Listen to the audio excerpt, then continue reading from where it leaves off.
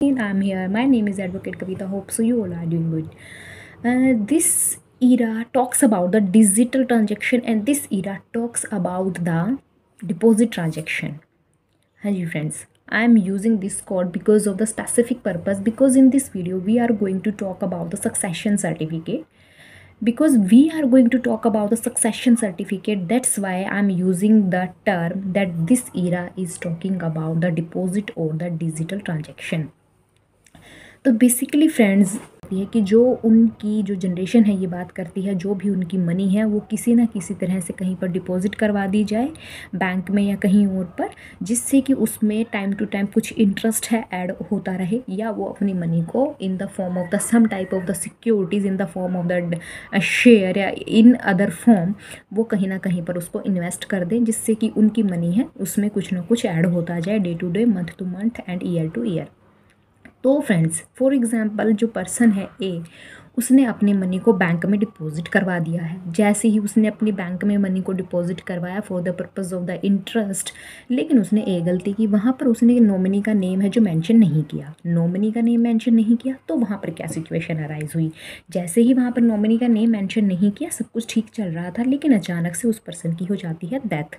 जैसे ही उस पर्सन की डेथ हो जाती है, फिर उसके लीगल हेयर्स हैं जो उस मनी के लिए क्लेम करते हैं, भाई ये हमारे फादर हैं, फॉर एग्जांपल जो फादर हैं पर्सन ए हैं, ये एक्सपायर हो गए हैं और जो इनकी मनी है इसके लिए हम क्लेम करते हैं। लेकिन वहाँ पर बैंक है उनको वो मनी देने से मना कर देता है विद इंटरेस्ट, क्योंकि वो बोलता है कि आप एज ए नॉमिनी यहाँ पर नहीं हैं, अगर आपको ये चाहिए तो आपको वहाँ पर एक सर्टिफिकेट देना पड़ेगा, जो इसको बोला जाता है सक्सेशन सर्टिफिकेट। जो बैंक होते हैं वो बोलते हैं कि भाई आपको सक्सेशन सर्टिफिकेट लाना पड़ेगा। लेकिन काफ़ी बार ऐसी सिचुएशन होती है कि बैंक होते हैं वो क्या करते हैं, अगर सभी की सभी जो लीगल हेयर्स हैं जिनका उनके जो उस अमाउंट के ऊपर क्लेम बनता है एज ए क्लास 1 हेयर, अगर उन सब की आपस में कंसेंट हो, उन सब की एक म्यूचुअल अंडरस्टैंडिंग हो, सहमति हो, तो कहीं ना कहीं बैंक उन सब से एक लेटर पे नो ऑब्जेक्शन वाला करवा के, कुछ इस तरीके का जो फॉर्मेट है, कुछ इस तरीके की जो गाइडलाइंस है वो फॉलो करके उनको उनसे अंडरटेकिंग लेकर उनको वो अमाउंट दे देता है जो पे कर सकते हैं। तो फ्रेंड्स, ये बात हो गई about the nature of the succession certificate, किस में ज़रूरत पड़ती है। ये किसी और फॉर्म में भी हो सकती है, अगर कहीं पर शेयर में इन्वेस्ट किया हुआ है, किसी भी तरह की सिक्योरिटी है, किसी भी तरह की कोई असेट है, तो वहाँ पर अगर किसी भी वे में इन्वेस्ट किया हुआ है पर्सन ने और वहाँ पर उसमें भी आप क्लेम करते हैं, तो वहाँ तो 101% श्योर है कि वहाँ पर डायरेक्ट ही सक्सेशन सर्टिफिकेट है जो कंपनी के द्वारा क्लेम किया जाता है। वहाँ पर आपको सक्सेशन सर्टिफिकेट सबमिट करवाए बिना जो भी उसके बेनिफिट्स हैं, जो भी उसके डेट्स हैं, उनके लिए आप क्लेम नहीं कर सकते। तो इस तरह से जो सक्सेशन सर्टिफिकेट है ये बात करता है।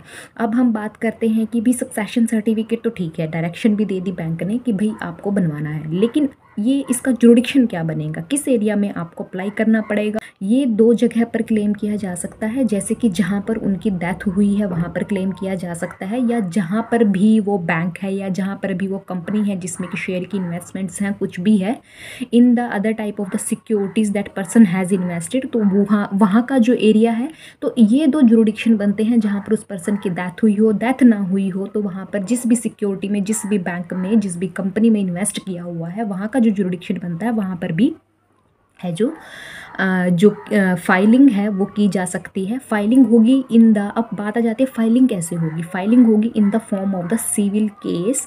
यहाँ पर एक सिविल पिटीशन है जो फाइल की जाती है। सिविल पिटीशन फाइल करने के बाद ही वहाँ पर जो ये सक्सेशन सर्टिफिकेट है वो एक केस की तरह वहाँ पर चलेगा। लेकिन अगर यहाँ पर इसकी जो प्रोसेस है प्रॉपर एक सिविल केस की तरह इन द लॉन्ग टर्म ना होकर, अगर सारे के सारे जितने भी लीगल हेयर्स हैं जो कि क्लेम कर रहे हैं, अगर वो नो ऑब्जेक्शन कर देते हैं, तो ये प्रोसेस बहुत छोटी हो जाती है और in short span of time ये प्रोसेस है जो कंप्लीट भी हो जाती है। सक्सेशन सर्टिफिकेट है जो आपको ग्रांट कर दिया जाता है। ये तो बात हो गई कि जुडिक्शन के बारे में। इससे पहले हमने बात की अबाउट द नेचर के बारे में। अब हम आ जाते हैं जो आपको वहाँ सबमिट करवाने पड़ते हैं।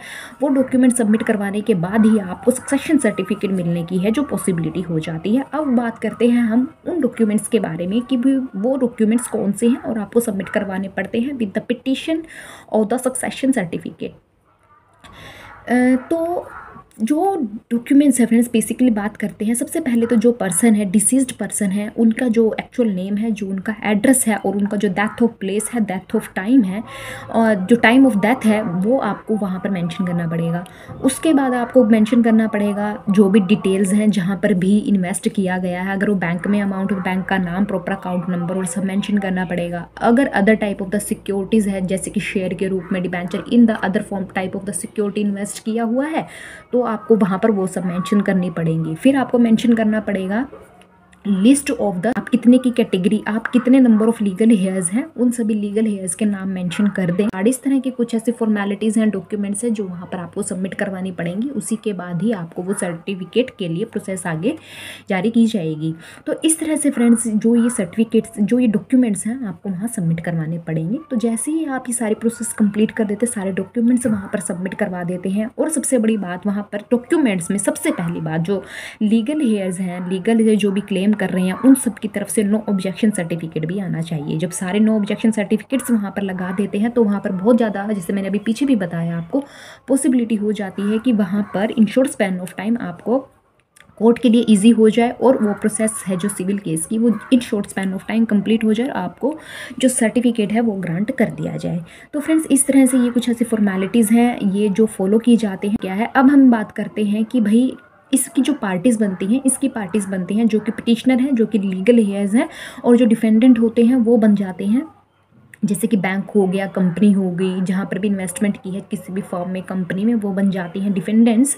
और इसके अलावा अगर ऐसा कोई भी लीगल हेयर है जो बच गया है और वो पिटिशनर के तौर पर नहीं आया तो उनको काफ़ी बार डिफेंडेंट के फॉर्म में ले लिया जाता है। एक पब्लिकेशन करवाया जाता है। पब्लिकेशन इसलिए करवाया जाता है अगर कोई भी अदर लीगल हेयर है ऐसा जो रह गया है, जो लीगल हेयर है कोई रह गया है अगर बाई चांस वो, तो वो पब्लिकेशन करवाने की वजह से इन नेशनल न्यूज़पेपर अगर उसको पढ़कर वो विद इन 45 डेज आ जाता है और किसी भी तरह का कोई ऑब्जेक्शन कर देता है तो इस श्योरिटी के लिए ही वहाँ पर है जो इसको सक्सेशन सर्टिफिकेट के रिगार्डिंग जो प्रोसीडिंग्स चली हुई हैं न्यूज़पेपर में, नेशनल न्यूज़पेपर में पब्लिश करवाया जाता है। अगर विद इन 45 डेज किसी की तरह से किसी भी लीगल हेयर की कोई ऑब्जेक्शन नहीं आती है तो वहाँ पर सक्सेशन सर्टिफिकेट अब after the completion of the all process by the court वहाँ पर पब्लिश आपको ग्रांट कर दिया जाता है। तो फ्रेंड्स इस तरह से है जो सक्सेशन सर्टिफिकेट है ये बात करता है। होप सो आपको ये क्लियर हो गया होगा आपको किस सिचुएशन में इसकी रिक्वायरमेंट होती है। तो friends if you like this video please like this video, share this video and subscribe my channel. Thank you so much.